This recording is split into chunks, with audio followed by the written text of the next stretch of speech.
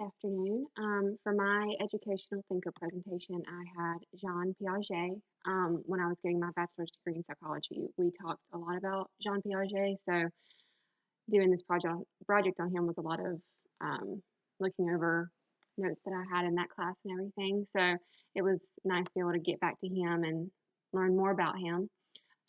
So originally, Jean Piaget wasn't interested in psychology, or he wasn't only interested in psychology.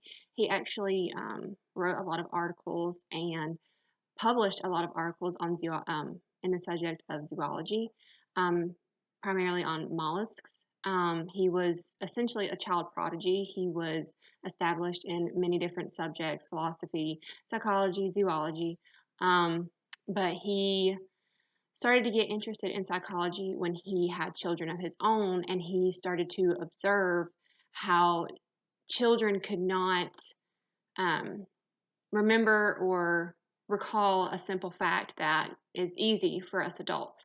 So he started to look at children, and then from observing his own children, and then also children that he saw at a school that he taught, he noticed that there were stages that they went through, and that was how he came about his cognitive development theory. In his cognitive development theory, there were 4 stages: sensory motor, pre-operational, concrete operational, and formal operational. Those stages, they learn different concepts, they do different concepts, but they're in that order: the sensory motor, pre-operational, concrete operational, and formal operational. A concept, so walking, simple for us, but to a child, until they start doing that, obviously they're not going to know how to do it. And so Piaget believed that there were 4 distinct factors that could change a way of a child's thinking.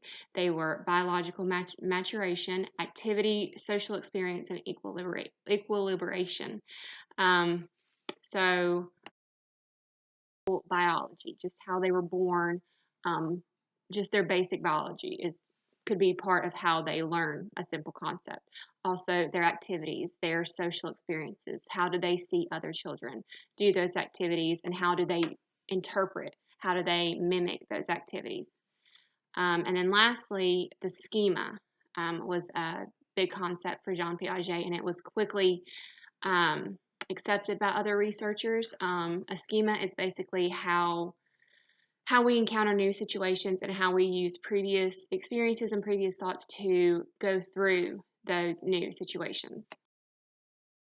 Some of his educational influences, how he influenced the field of psychology. Like I said, when I was getting my bachelor's degree, Jean Piaget was a very big topic for us. I think we talked about him in every single psychology class that I took, and then even some in high school we learned about him. So his concepts, the things he came up with, they're still talked about and they're still taught today in classroom. Piaget influenced a lot of other psychologists, both during his time and then after his time. Some of those were Vygotsky and Chomsky. They were influenced by Piaget, and they based their own theories off of what he said about children. And like I said, his work greatly influenced the establishment of psychology, but also developmental psychology. So the psychology of children developing, of just people in general, how they developed. He was very big in establishing developmental psychology. Also was a very big influence on Lawrence Kohlberg. Some of methods, specifically his cognitive developmental theory, was what influenced Lawrence Kohlberg, and he took what Piaget already taught and he extended on that, whereas he developed more stages. Also, Jean Piaget, there's a society where they hold conferences every year. So his legacy, he has established a society that goes out and does different conferences every single year.